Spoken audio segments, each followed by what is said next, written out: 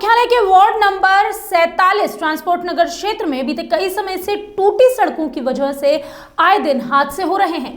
बीते 2 साल में स्थानीय पार्षद और वार्ड वासियों द्वारा कई बार आम रास्ता रोककर इस मामले में विरोध प्रदर्शन किया गया और प्रशासन को ज्ञापन भी दिए गए, लेकिन अब तक कुछ नहीं हो पाया। औद्योगिक क्षेत्र ट्रांसपोर्ट नगर में रोजाना हजारों की तादाद में ट्रकों और वाहनों का आना जाना रहता है। वार्ड वासियों ने और व्यापारियों ने अपने अपने स्तर पर राशि इकट्ठी करके इन टूटी हुई सड़कों, रोड, लाइट, मुख्य प्रवेश द्वार मरम्मत का कार्य शुरू करवाया। तो वहीं एक बार फिर स्थानीय प्रशासन की अनदेखी और लापरवाही की वजह से वार्ड वासियों में आक्रोश है। शहर के मुख्य प्रवेश मार्ग और औद्योगिक क्षेत्र में प्रशासन, नगर परिषद की अनदेखी व्यवस्थाओं की पोल खुल रही है और साथ ही ये लोग परेशान भी हो रहे हैं। मैं विक्रमपाल सिंह, पार्षद, वार्ड नंबर 47, नगर परिषद पाली। आज ये अपने ट्रांसपोर्ट नगर व्यवसाय ने अभी मुझे यहाँ बुलाया। उनकी समस्या काफ़ी लंबे समय थी कि उनकी जो मुख्य ट्रांसपोर्ट नगर की रोड है उसमें बहुत जगह बड़े बड़े खड्डे होने से, क्योंकि ये पाली का सबसे बड़ा व्यावसायिक हब है। यहाँ दिन में न जाने कितने टेम्पो, टैक्सी और ट्रक आते हैं और वो कई बार इन खड्डों के कारण पलटी मार जाते हैं। मैंने भी बार बार अधिकारियों को, संबंधित जितने भी अधिकारी थे नगर परिषद, उनको चेताया, पर उनकी नज़रअंदाजी के कारण आज इन ट्रांसपोर्ट व्यवसायियों को खुद अपने खर्चे से इन रोडों को तैयार करवाने की नौबत आ गई है। मैंने अभी आपके सामने यहीं से हमारे नई कमिश्नर अभिलाषा जी से बात की तो उनका जवाब था कि मैं कोई जादू तो है नहीं कि मैं फटाफट ऐसे कोई काम कर लूँ। मैंने कहा मैडम, मैंने आज से 10 दिन पहले आपको लिखित में दिया है और आप लोगों के मार्फत भी पहले बताया है मैंने उनको, परंतु अगर एक खड्डे के बारे में बताते हैं तो उस एक खड्डे को ही वो रिपेयर करते हैं, उसके आसपास के खड्डों को वो रिपेयर करना भूल जाते हैं। अगर उस दिन उन्होंने एक खड्डे को रिपेयर किया आज से 10 दिन पहले, तो पास में मैंने कोई उनको एक खड्डे के लिए नहीं कहा था, जो इस रोड पर जितने भी ऐसे जानलेवा खड्डे हैं उनके लिए कहा था, परंतु उनकी हठधर्मिता के कारण और आज भी उनके बात करने का जो लहजा है वह इस अनुरूप नहीं है कि वो काम कराने की कोई नीयत रखते हैं। मैं ऐसे अधिकारियों को चेताना चाहता हूँ कि ये जनता है, मूर्ख नहीं है।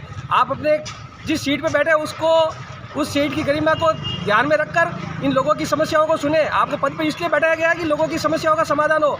इन ट्रांसपोर्ट व्यवसायियों को, जो पालिका का सबसे बड़ा टैक्स देने वाला वर्ग है, उनकी सुनवाई हो और उन्हें ऐसी समस्या नहीं है। ये पूरा ट्रांसपोर्ट नगर अंधेरे में डूबा रहता है, जैसा कि इन्होंने बताया। यहाँ रोड लाइट की व्यवस्था नहीं है, ना कोई सफाई कर्मचारी आ रहा है और खड्डे जहाँ पड़े हैं वो आप अभी देख ही रहे।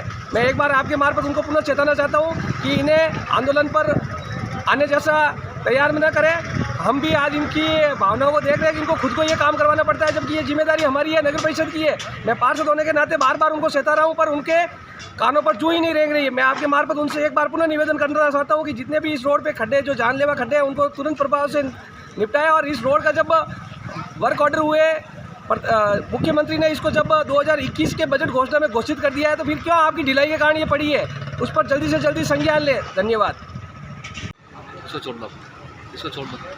आज मेन गेट, ट्रांसपोर्ट नगर के मेन गेट के नीचे जो नाली खराब है, उस नाली को ठीक करवा रहे हैं। मेन कारण ठीक करवाने का कि जो टेम्पो वाले आते हैं, कांठे लेके आते हैं, वो यहाँ पर इतना धचका खाते हैं कि उनका एक्सल कम से कम भी 10 टेम्पो वाला के एक्सल यहाँ पर टूट चुके हैं। और मेरी व्यक्तिगत कार जो 4 बार कम से कम भी यहाँ पर आते आते बंद हो गई है, तो मजबूरन आज ये स्ट्रॉन्ग स्टेप उठाना पड़ा। व्यक्तिगत खर्चों की वजह, व्यक्तिगत खर्चे जिसमें ट्रांसपोर्ट एसोसिएशन ने खर्चा दिया है, नगर परिषद से, सरकार से इसमें किसी प्रकार का सहयोग नहीं है।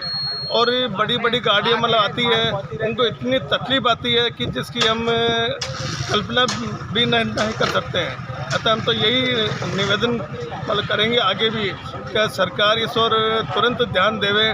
ट्रांसपोर्ट नगर के अंदर जो सड़कें खराब है, खड्डे हैं, उसके लिए भी शायद हमको व्यक्तिगत प्रयास ही करने पड़ेंगे। एसोसिएशन के द्वारा पैसा इकट्ठा करके तो ही ये काम हो सकता।